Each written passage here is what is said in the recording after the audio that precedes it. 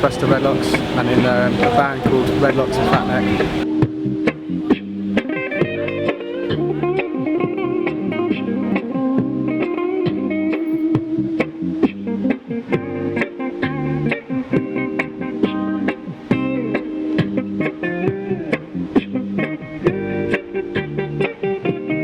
If you could describe playing on the streets in one word, which one would you use? No. I'd say it's adventurous. I'm going to say random. It's kind of nervous and exciting. Pretty upbeat normally. You never really hear like a sort of depressive type music. It's always sort of... I'd say intriguing.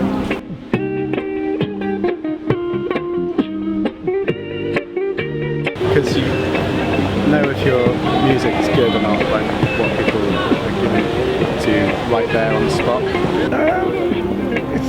It's a good eye-opener. You see a lot of, a lot of what goes on. It's raw because you don't only get to connect with that artist on one-to-one level, but like you can sit there and see his feelings up front. You know, it's very different from like paying for a concert and going to a concert. You know, you don't have any connection with that artist. They're all the way on a stage and they're doing all the stuff over there, and yes, it's entertaining, but you're not like on the same level.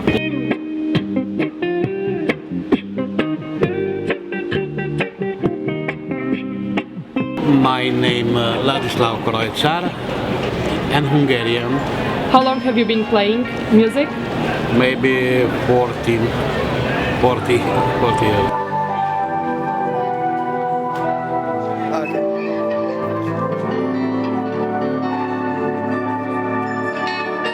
What is the best thing playing on the streets? For me, every time I like singing on the street because it's like too much the people for my music.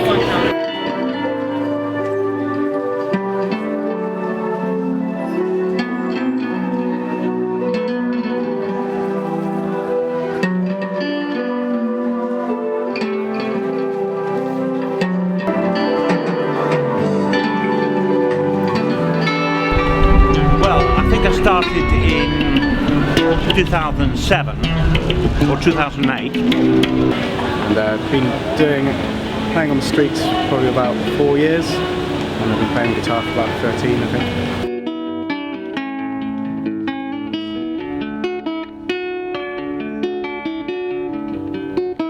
Chris Ridgway. And how? Playing 30 years.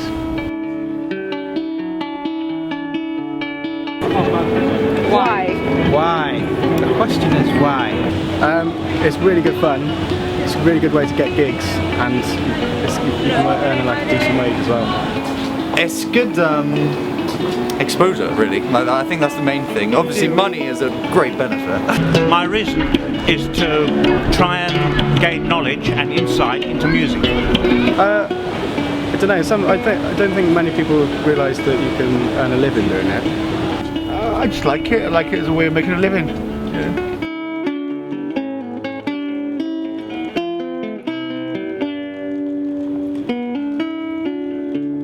Do you actually make good money out of it? Not great money, but enough to get by. Yeah. Maybe have good money, maybe little. No, every time good. We don't really do it for the money. That's the thing. The money's just kind of bonus kind of thing. No, I've done a lot of festivals with bands and stuff here. No, it's not. I do both all the time. What's the main difference? You get paid doing this. I don't know. It is quite different. I mean, you don't get the same kind of buzz if you played in front of 400 people and they'll go mad. That's like a wicked buzz. But on the street, it's something different. I think.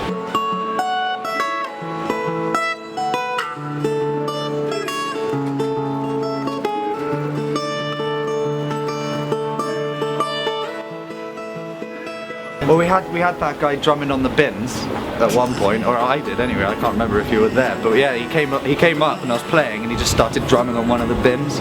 I mean, I did it about 3 years ago. Me and my friend busked. We had one person carrying the case, and me and him were on acoustics, and we just went from the top of Queen Street all the way down to the bottom and then back round. And just people chucking money in while we were walking with the acoustics. There are a few known people around. Have you heard about the busker who's been banned? The council said basically because I've had so many noise complaints they had to ban me, but then I got a petition together and went for a meeting in City Hall, and they said they would allow me to play again for half an hour at a time and then move, so I'm not disturbing the businesses too much. Do you actually need license to play on the streets, or can you? How does it work legally? No. Yeah, yes and no. I mean, we found that when we went to Reading, we got through half the song and some was like, have you got a license? We're like, no. In Windsor, where he's from, he had to... Yeah, I've got my license here actually. #1 busker in Windsor. Where is it? Hang on. Yeah, he had to audition for this. There you go. #1 busker. There you go. Yeah, and in Cardiff, not so much. You can pretty much busk wherever you want in Cardiff. I'd like to say that it's extremely difficult to play music in a cafe, because usually the governor will say, sorry mate, you're disturbing the people. So to find a place where people won't be disturbed and where also you'll be listened to is extremely difficult, especially in Cardiff, and there aren't many alcoves, you know, little gaps in the buildings where you can perch yourself like a niche. There's one over there, yeah, but these are very far and few between. Had a few interviews for the past few days, and one thing we noticed is not really a lot of female street musicians. Not really. I know a few. A couple of girl singers. There's definitely over the years I've been playing, there's more male to female. Why do you think there's an expansion? We would have an answer. Don't know. Think, right?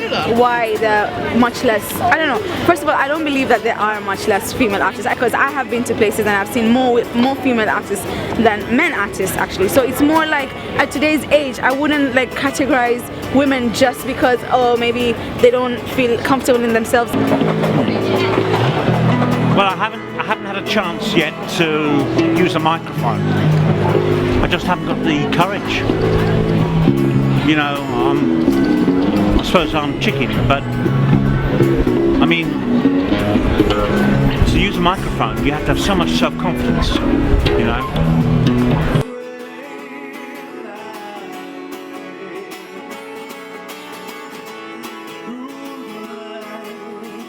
Because you know, a street music, it's like you're subjecting yourself to the public scrutiny and like on a different level, because you're seeing them and you can see their facial expressions. So if I'm singing to you and you don't like how I sound, your face is gonna tell me how I sound, right? Whereas if I'm on a stage and I'm performing and I'm breaking it down for you, I can't really tell if you like it or not.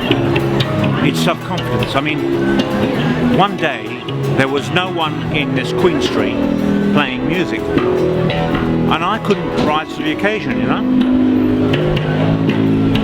I just didn't have the self-confidence. But it changes, it fluctuates, you know. Sometimes you feel full of beans, you know. Other days you're dull.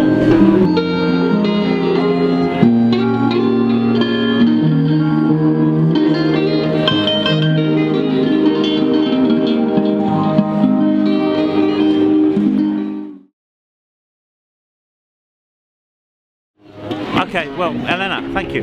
Lewis, thank you. Every music I like.